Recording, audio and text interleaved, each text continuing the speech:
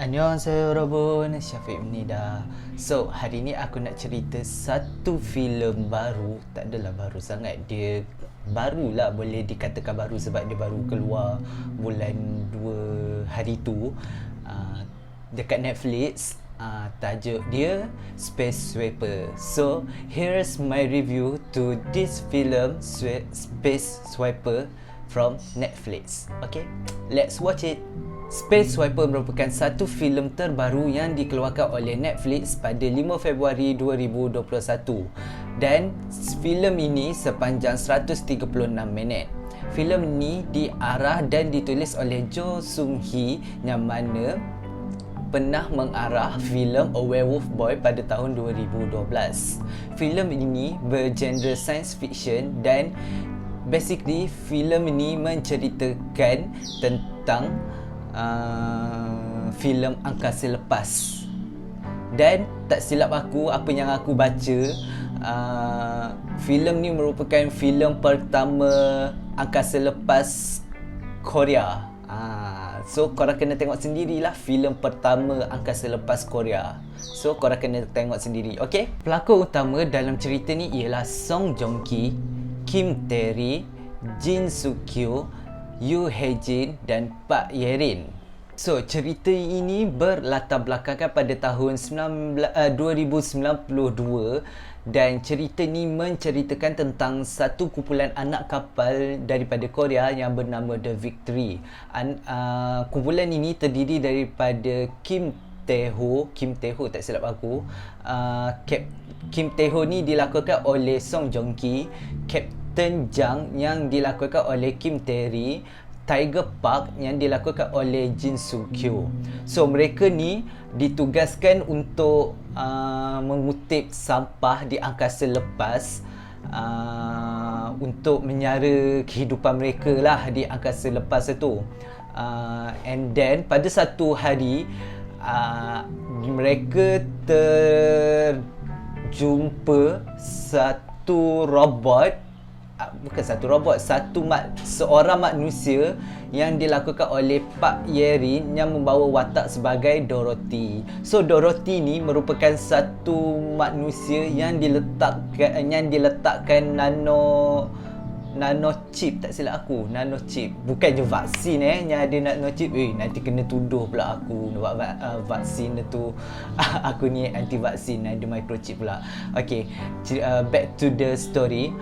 Cerita ni, Dorothy ni dalam badan dia ada nano chip yang mana dia merupakan sebuah bom masa.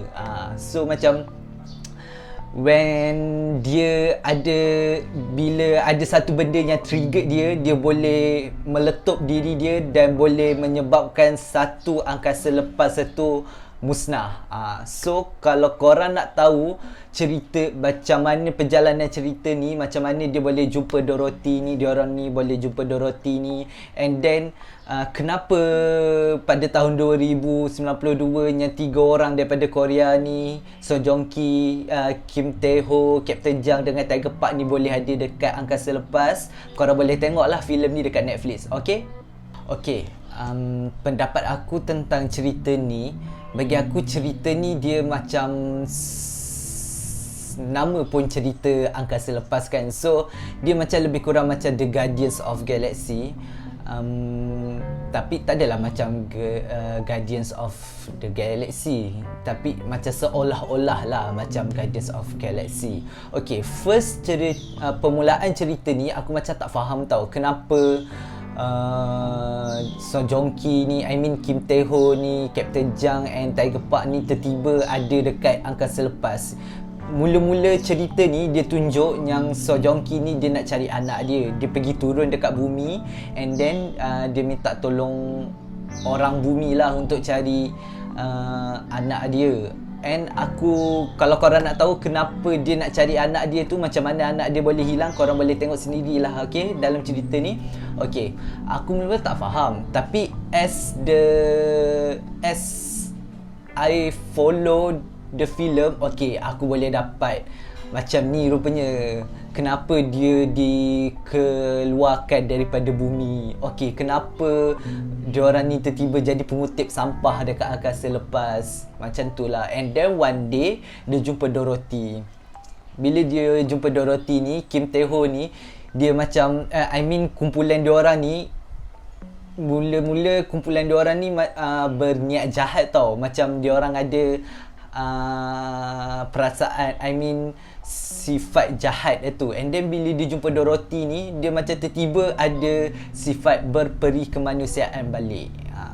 So kan diorang kan duduk dekat angkasa lepas. Bila diorang duduk kat angkasa lepas, diorang miskin lah. Diorang nak diorang perlukan duit untuk baiki kapal lah. Lepas tu ada tax bagai semua tu, diorang kena bayar semua tu. So bila diorang jumpa Dorothy ni, diorang nak jual Dorothy ni sebab diorang jumpa satu iklan yang mana kalau jumpa Dorothy ni, tolong call nombor sekian-sekian ni untuk beri Dorothy ni. And then dia akan bayar berapa pun kalau siapa-siapa jumpa Dorothy ni. So orang-orang dekat angkasa lepas ni macam, okay, kena cari juga Dorothy ni. Kalau aku jumpa, aku kaya. Macam tu lah kiranya. So diorang ni macam mula-mula diorang nak jual Dorothy ni, tapi dah sampai time nak jual lah tu, adalah something berlaku. And then diorang jaga Dorothy ni. Lepas tu diorang tak tahu sebenarnya Dorothy ni bom masa tau. So bila diorang tahu Dorothy ni bom masa, so diorang plan satu benda supaya penduduk angkasa lepas ni boleh berbaik balik. Boleh duduk ataupun berbaik balik dengan penduduk dekat bumi. Sebenarnya penduduk dekat bumi ni, yang duduk dekat bumi ni, ada satu kumpulan yang jahat, yang tengah kuasai bumi time tu. So korang kena tengok sendirilah cerita ni. Editing gempak. Memang nampak macam Guardians of Galaxy yang macam kalau perang-perang dekat perang dekat angkasa lepas, macam Star Wars semua tu kan. Memang gempak lah. And then aku tak tahulah berapa bilion diorang laburkan dekat filem ni, tapi nice lah, editing dia nice. Lepas tu tak adalah nampak macam pelik sangat. Kalau diorang guna green screen tu, tak adalah nampak macam pelik sangat. Tapi nice lah editing dia.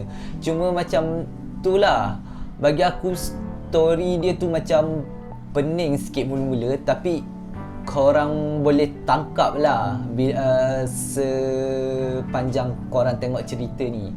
Kenapa mula-mula tu pening, tapi as you go with the flow cerita ni, korang boleh tangkap lah apa sebenarnya dalam cerita ni. Apa lagi, lakonan diorang tak payah cerita lah. So Jong Ki, Kim Tae-ho, Kim Tae-ri. So tak tahulah nak cakap apa cerita ni. Cuma maybe lah sebab aku ni mungkin bukan orang yang minat science fiction. So bagi aku it's a nice movie for the first space film Korea. So it's a nice movie. So aku kasih cerita ni, aku kasih filem ni 7/10. 7/10 sebab adalah macam lopong here and there dalam cerita ni bagi aku. Tapi editing dia memang gempak. So korang kena tengok sendiri, okay? So kalau korang ada pendapat korang tentang cerita ni, korang boleh komen dekat bawah. Ataupun korang ada idea untuk aku untuk aku baik pulih cerita ni, ataupun untuk aku review cerita yang korang nak suggest dekat aku. So korang boleh tulis dekat bawah, korang boleh komen dekat bawah, dan jangan lupa like and subscribe. Okay? So see you next video. Bye.